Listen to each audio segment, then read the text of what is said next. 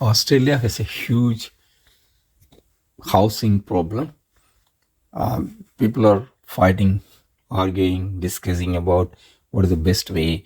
And one of the issues, one of the ways the Greens party raised was people are laughing at it. But I think there is something, uh, some weightage in that. So rent freeze, and then I think the mainland economists are arguing about the demand and supply, and when there's a number of houses needed and the number of houses available, there is an equation. If it is less, too less, the market rents will go up. Same way for the, but one question remains: when the buyers, okay, the buyers who want to live in a house, so many houses are available to purchase, but why they are not buying? If demand and supply is there for people to buy, but they're not buying. Why? So because the investors take up whatever is available, and they want to rent it out to the people who wanted to own a house or denied the chance, just because whatever is available is grabbed by the investors. In food, there is no such thing. I own today. I just want to buy 1,000 kilograms of rice and I keep it. And anybody wants to take it, they can take. Or in cloth, there is nothing like that. I keep a lot of cloth. Not everybody is going for that kind of thing. My cloth is mine. That's all. I'm not going to give it on rent or hire. Same way for food stuff also. All other things except something that has got utility, we are always buying for ourselves. But what is the reason for making real estate like an investment? Somebody buys and somebody takes it on rent, because they say they can pay that money off, but not the renters, because their income is not there or their credibility is not there. And this is the reason the investment property came. But it gained significance because the investment in a business is different. Investment in a house is different. Investment in a house, I buy a house, 90% or 99% of the houses anywhere in the world, but I give exception to Australia and New Zealand. Here it's far better. Any houses, they are not paying off even the mortgage. There will be shortage, negative gearing. That's what in Australia also we call. But in Australia, we are in a far better position. Some houses are there which can pay off the mortgage regularly. No negative gearing is needed, and people invent ways to buy a house which is defective or which is not defective, which has got fixed. They have to fix so many things there, and they fix it so that it doesn't become negative gearing. So now the situation is the interest rates are rising, almost 4%, 4% are being increased. How can the investors pay that kind of money? So they have to increase the rent. But one problem here is the rent increase won't solve the owner's problem. I tell you how. A owner bought a house. We take it for maybe 600,000. Okay, 600,000. In the last 12 increases or 12 increases, the interest rate has increased by, okay, we take it round figure, 4%. 4% into 600,000, it works out to 24,000 in interest payment alone for the investor. So that property he rented out to somebody for we can say 400, but because of the increase in mortgage rates and other things, so 4 into 52, it works out to 20,800, and on top of that 24,000, so 44,800 divided by 52 weeks, it comes to $861 per week. Yet, do you think somebody who is paying only $400 per week, will he ever be able to pay $861 per week? And that's a problem that RBA and the government say will solve the housing problem, but that can't. The moment that real estate investors are now forced into a default and maybe bankruptcy, is that the intention of the government? Also, the renters are forced into homelessness. Too risky investment, real estate, because it has got a lot of work. Any repair work costs too much. So house as an investment has got very bad cash problem. So it will be always have a negative cash. It is not a positive cash flow. But they buy investment properties for the future increase in the property. That means the property price will increase. So that is their idea. So they can sell that. If those investors are not investing in real estate, what will they do? They have to invest in more productive. Housing is not productive to that extent. If they buy shares in a company or business, the company's businesses provide employment to many, and so the add-on effect is there in other investments, but not in real estate. One person can live in a house, whatever somebody buys, not more than that. No bigger value as far as the community is concerned. Community wants more houses. So okay, now it is a stressful situation for the owners as well as renters. So Green's suggestion of rent freeze, what will it do? On the face of it, it says it can make the investors frightened and go away from the rental market. That's what the mainline economists say. But there's more thing. When we extend that situation, when investors are not there, and who will replace the investors? So the market is there. So many people want to sell their houses, and who will buy? Naturally, it is going to be the people who are going to live there. But what their expectation? They can't pay that much. What the investor are paying, cash flow may not be, cash is not with them. So what will happen? There will be inventions.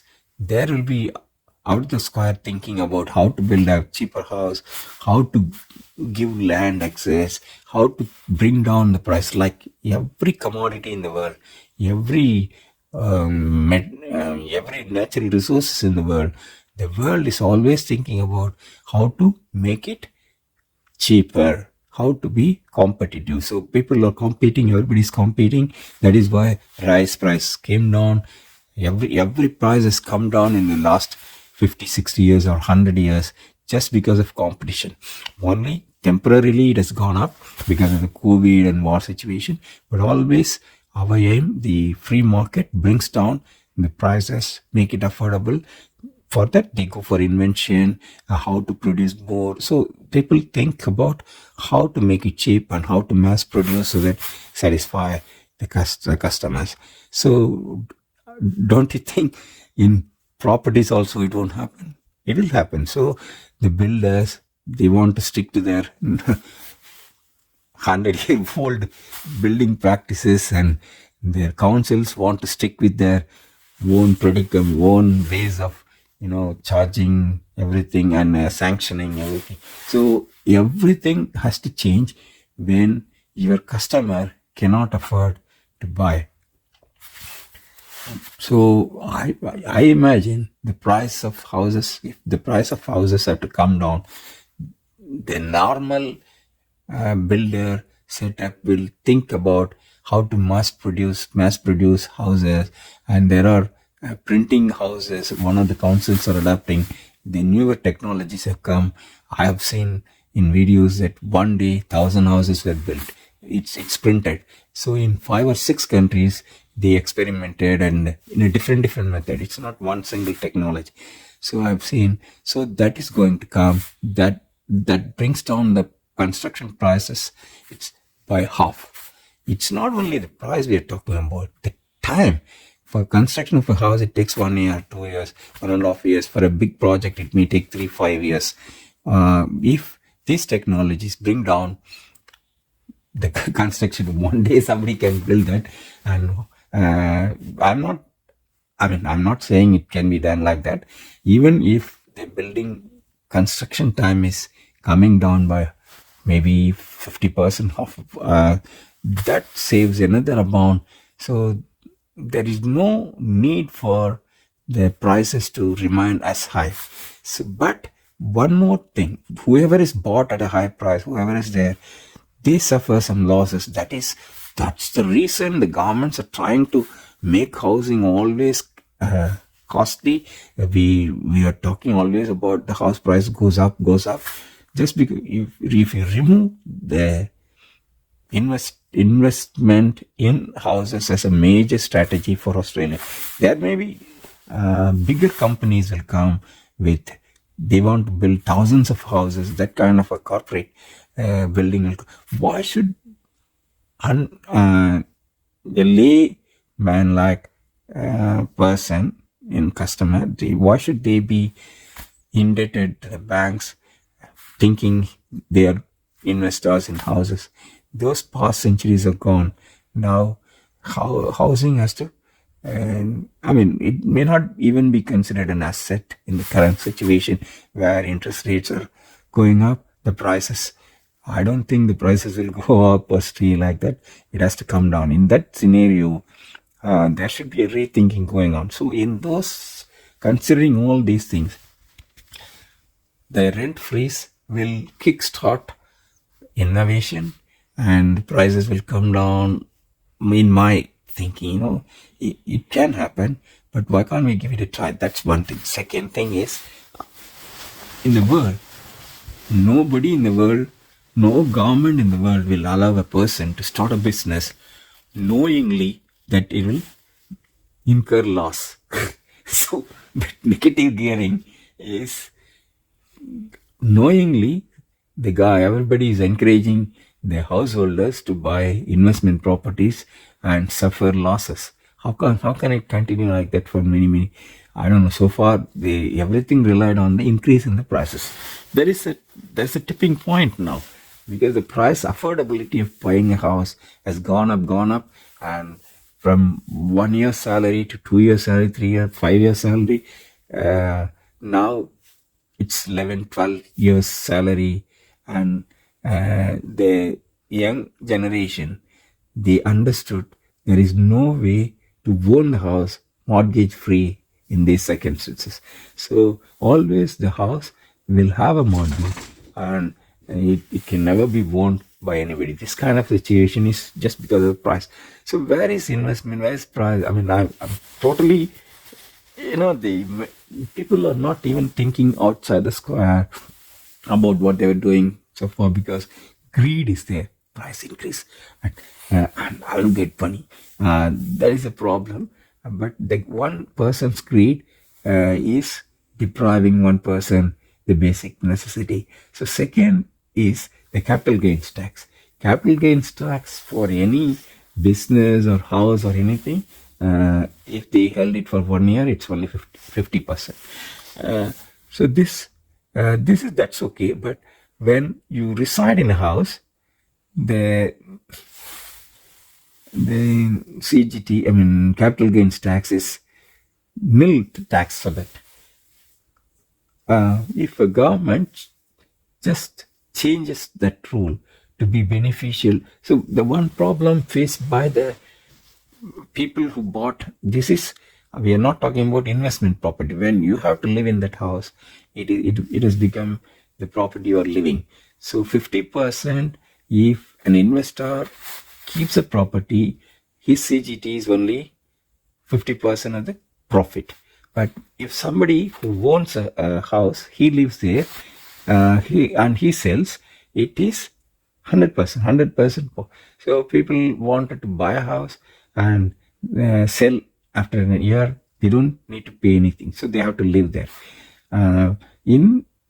In property prices where it is going up, this is very good. But if the prices are going down, this has got a problem. They can't sell it.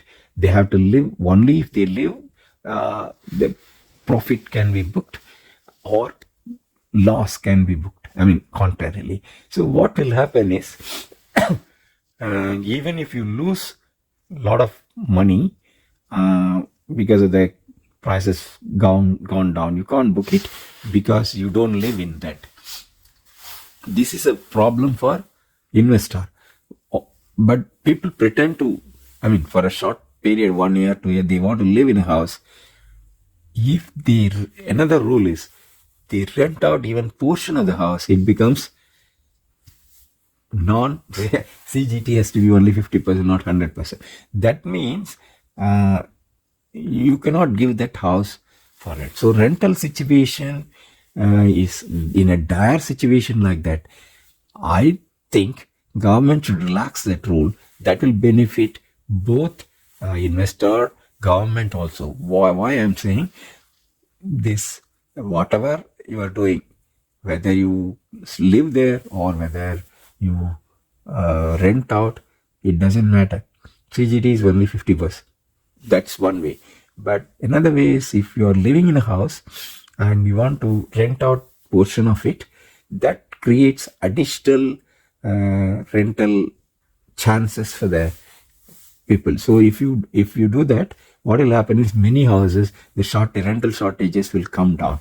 Why owner living there won't give it for rent is just because they lose that CGT. 50%, from 100%, it will become 50%. That's why they are not doing. If you are living there and giving that portion of it for rent, we don't treat that as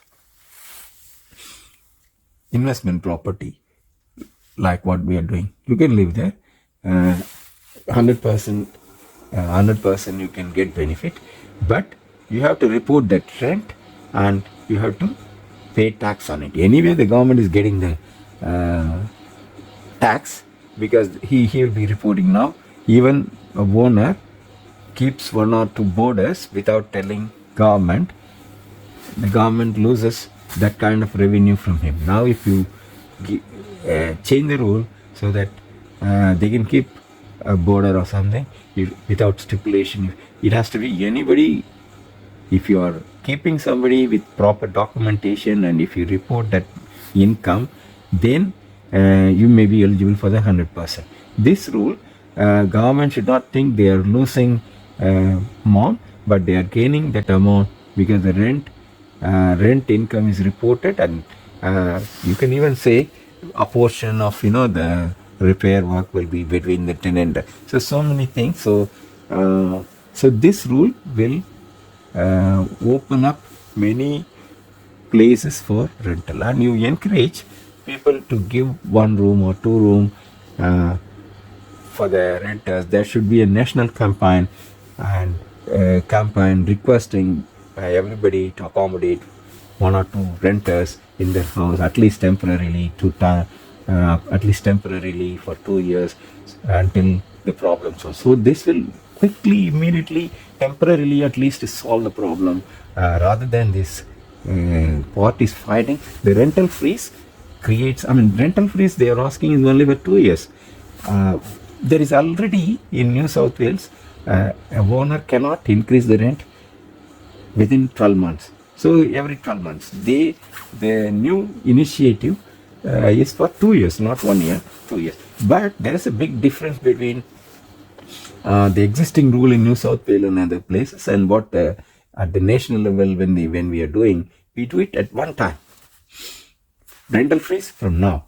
So it applies everywhere. That will have a very good effect rather than the bonus at the time of renewal, at the time of 1 year only, they can't change. So all the time there will be increases, but this idea will make it at one time from today to 2 years, no increases. That makes it easy for all renters till the alternatives work. So the overall situation I talked about will definitely give more houses and more comfort to the renters as well.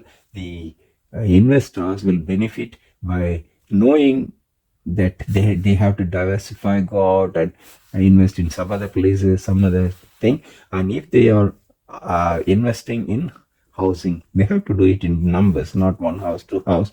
They have to go together as a cooperative or a company. They have to form big company, or big companies from the international scenario come here who builds houses in thousands rather than one, two. So in those shares they can invest. The investor real estate, they will invest in shares of the real estate projects rather than one or two houses. This is too much for a investor layman, we can say, because he doesn't have time to attend to the repairs, and he doesn't have any expertise in the plumbing, electricity, everything has to depend on somebody.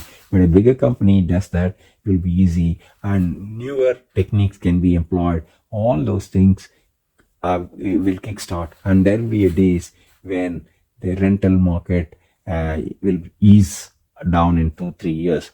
That's what my thinking.